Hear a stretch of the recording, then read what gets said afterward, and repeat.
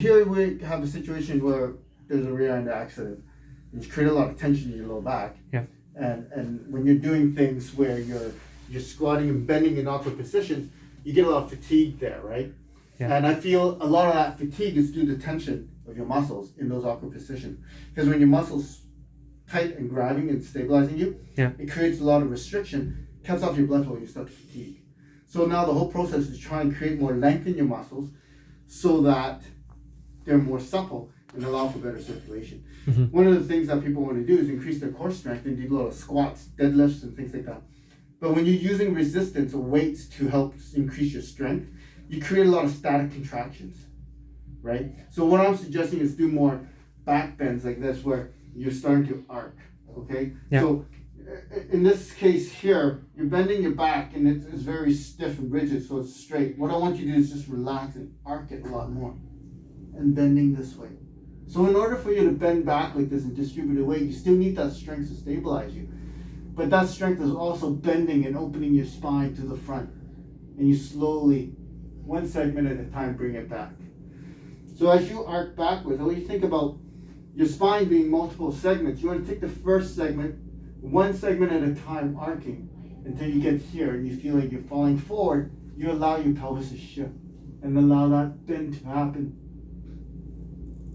In essence, you're kind of stretching at the same time, but you're also developing the strength to stabilize. If you're getting sore back from that, it's because of the compression. Yeah. So you come back here.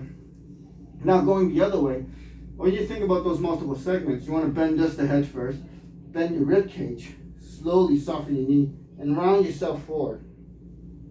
Let yourself kind of hang in this position. When you're pulling in, depending on which segment you're pulling, you're going to create a bigger arc there.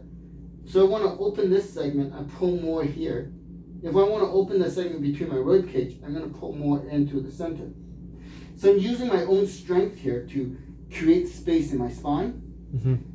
right? And at the same time, I'm creating that strength and creating that mobility, working with two things at once. Okay, and then if I really want to stretch it, I'm just going to go into full forward bend here and allow myself to hang for a little bit.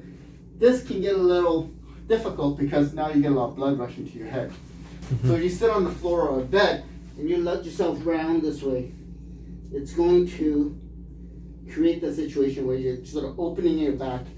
And that's more of a relaxed stretch. You really want to think about disengaging your body and just let your tissues melt and bend. Initially in the morning I might be like this, but over the day as I soften up, I'll bend further.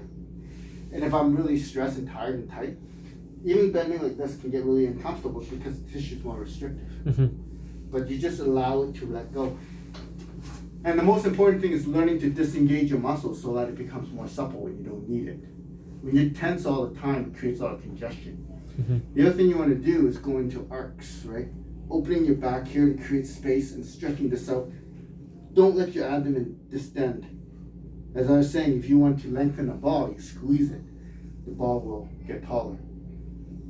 So in terms of your core support, everything should be narrowing to create length. You create that length and you bend, right? Okay. So how you arc in which area you feel tighter. If I want to stretch my hips more, I'm going to bend my knee and allow that to arc more. If I want it more up here, I'm going to stretch out this way. Mm. So as I'm also using my own strength to bend myself. So I'm creating that stability and power as I create the mobility. Again, sort of creating that duality, right? And going to the other side. And then the other thing you can do as you arc, you want to create this twist.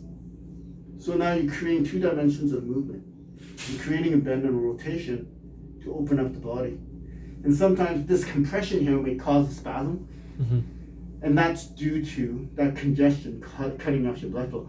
If you don't have blood going to your muscles, as in death, your body goes rigor. Okay. It locks up.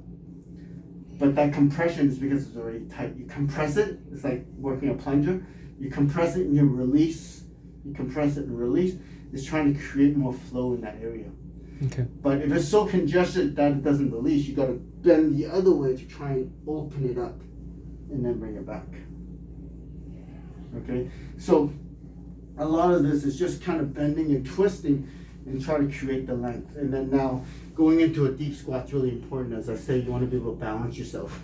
If you can work in this position, push your knees apart, it creates a lot more mobility through the pelvis, so that the tight muscles in here doesn't restrict you.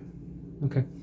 Okay, so try that out. The other thing I had mentioned, if you're pretty fit and used to the extensions, I would even use this bench and just arc over this way, arcing over a sofa, just to really use the body Extend. weight to Yeah. lengthen. Okay. Okay, I would even use, you know, a bolster here to kind of just arc myself over the top of it.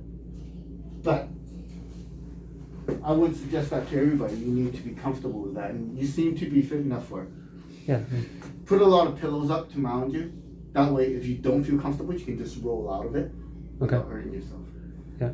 Okay, and the strengthening part.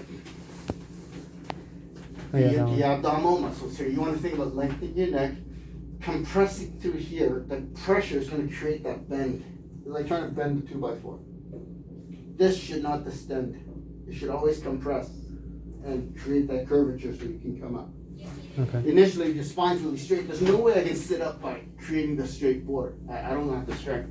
Yeah. But if I can curl and round up, it must be much easier because it compacts and centers my gravity. Right? The other way to do it, as I showed you, is to have your legs out here, keep the abdominal compressed, lift the legs. You can drop it to the side to create a twist. Okay? Yeah. And you can come all the way up into a curvature that helps loosen up your hips a little bit. Okay. So we can review that a little bit more in the next time. Okay.